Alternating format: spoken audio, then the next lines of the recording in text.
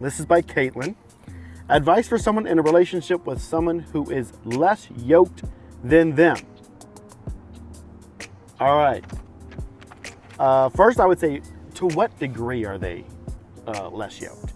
Are we talking about unsaved and you're saved? You should probably explain to people that have no idea. Okay, yeah. So in, I want to say 1 Corinthians, we'll put the verse up. It says, do not be unequally yoked together with unbelievers. And that word yoked means basically you would have two cows or oxen, and you'd put a yoke between them. It was a wood piece that would be attached to them so that they could walk together. And the problem is that if that you had a different type of oxen, or if it was smaller or weaker, or if you put an oxen with a donkey, they'd be unequally yoked and they wouldn't be able to pull together. And so basically they wouldn't produce what was supposed to happen. They'd either like go in a circle because one's pulling in one direction or whatever it is. So the Bible says not to be connected, your life entwined with somebody who's not a believer and following Jesus in that way. So people say that they're not equally yoked. I would say, again, to what degree? Are they unsaved? Then I would say you need to probably step back from that relationship until they make that choice to follow Jesus, because you don't know if they're going to make that choice to follow Jesus. They may not. They may not. I hope they do.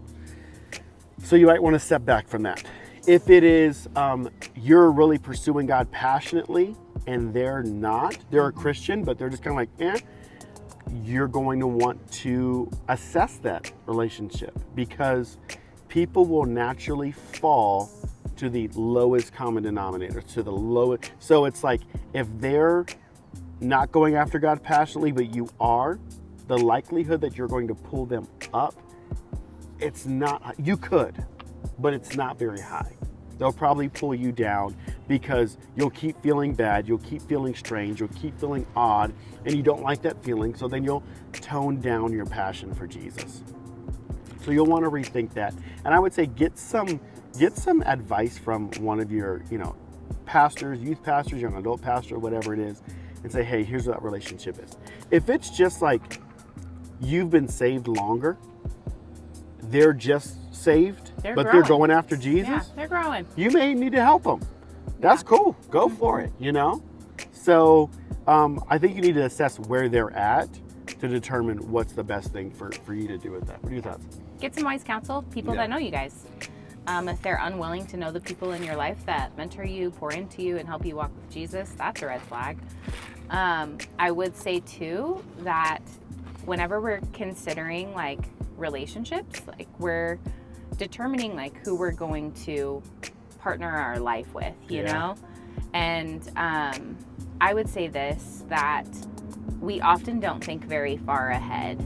And I challenge young adults often, if you're going to be in a relationship with this person and you are considering dating them because you're going like, hey, is this somebody that I want to partner my life with? That should be a question that you're asking. Like, what's the purpose behind your dating? Like, are you just hanging out? Are you just having fun? Or are you going like, hey, I want to see if this person is like compatible to do life with. Do I enjoy this person?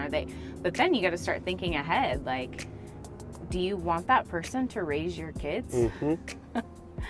And not saying that the person, like, if you are with somebody and you're like, I do want to partner my life with them, like, I'm really different than when Josh decided that he wanted to marry me, but there are some things about me that are the same. Like, when Josh met me, he knew, I think she's going to be a good mom. Mm-hmm. And he could see that in me. And he was thinking ahead to, I know that she'll do a good job raising our kids. And I think we often don't think about that.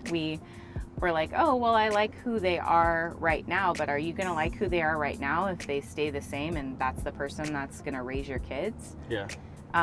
That's something seriously to consider, especially with being unequally yoked. Like, if they don't love God, they don't care about God, there's no guarantee that they will. And your kids are going to hear two really different testimonies at home. And I want to say, especially to women that are listening to this, it's interesting how much weight is put on dad. Like, statistics that were just run by the Barna Group show that, the whole family is more likely to follow God and attend church by 93%, I believe it was, if dad is the one who makes the decision. And it drops by like 30% if it's mom. And in no way am I saying that women don't matter or moms following Jesus doesn't matter or there's no hope. That's not what I'm saying.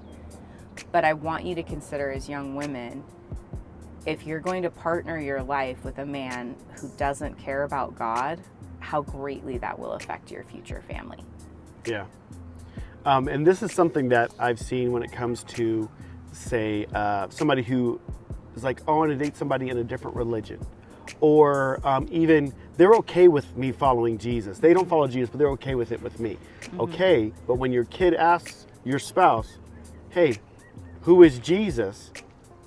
And they don't say Jesus is God. And they say, well, he was somebody who... Now you're making them choose, who do I believe? Dad or mom. Dad or mom. And that can be an issue. So again, assess it, get some wisdom from people who know both of you. And if you have more questions, feel free, again, drop them in the comments.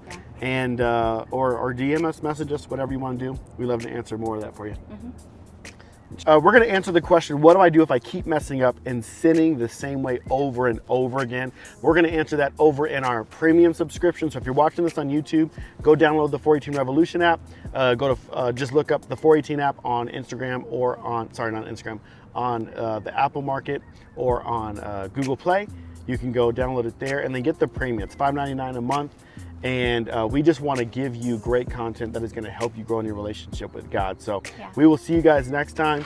And again, please like, subscribe. We're trying to get to 300 subscribers on YouTube and then just keep going from there. So share this with somebody, tell them about it. We want to help you grow in your relationship with God and live passionately for Him. We'll see you later. All that kind of stuff. Subscribe, comment, share.